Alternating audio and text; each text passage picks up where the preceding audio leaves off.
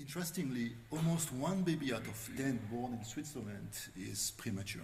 So it's a condition that you will encounter very frequently. And the possibility for this baby to develop normally crucially depends on the first few days in their lifetime. So they have to be constantly monitored, and their vital signs have to be monitored for the first few days or weeks. And in particular, what people are doing now is they're monitoring their heart and respiratory rates and the arterial oxygenation saturations. But it is also well known that brain lesions will lead to long-term disabilities, and roughly speaking, 25% of these infants. And the brain lesions are not monitored at the moment. There's a lot of limitations to the current systems, and most of those systems, as you can see depicted here, are using contact sensors, so they are prone to frequent body motions, artifacts. So this baby move quite a bit, and every time they move, this will basically lead to a signal being sent to a nurse. And amazingly, the rate of false alarms in these systems is super high. Almost 90% of alarms generated by current systems are actually false alarms. And this is a number of drawbacks. First of all, it leads to discomfort and stress of the neonates themselves. Every time an alarm is rung, a nurse has to come, and there is a protocol to follow and manipulate the baby. Caretakers get desensitized over time, because if you have been responding to false alarms for a full day, maybe at the end of the day you will not move as quickly as you need to.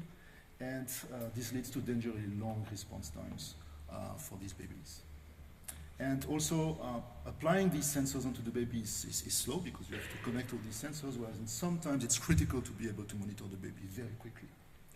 And finally, the brain, the most sensitive organ, which is responsible to 25% of disease, is not yet monitored with current systems. So clearly this points to the problem that there's a lack of accurate contactless technology for actually monitoring those vital signs. So we propose the following project, where there will be a first system monitoring brain tissue oxygenation and peripheral oxygenation of arteries using plethysmography and a dedicated near-optical spectrometer. This would be the only contact-based sensors located in a headband over the baby's head.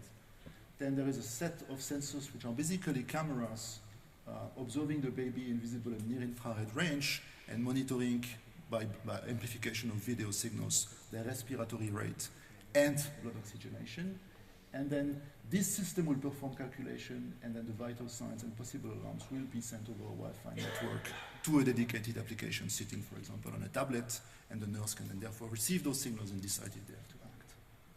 So the first platform is this multi-optical sensor component. There's two basic modalities: near-infrared spectrometry to actually be able to measure peripheral oxygenation of brain tissues through the skull of the babies, as well as a dedicated SpO2 system for blood oxygenation.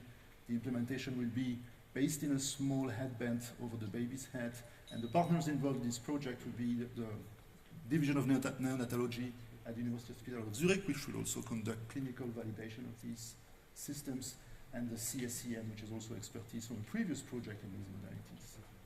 The central platform will basically include illumination in the visible and near-infrared range, together with video-based monitoring. These will be able to detect and amplify thoracic motion, as well as subtle modification in pigment, color modification of the skin of the baby to visualize their blood flow. So with these modalities, you are able to actually, in a contactless way, measure breathing rate together with heart rate. And the partners involved in there will be EPFL for the data processing task and EPFL for integrating the system. Thanks a lot.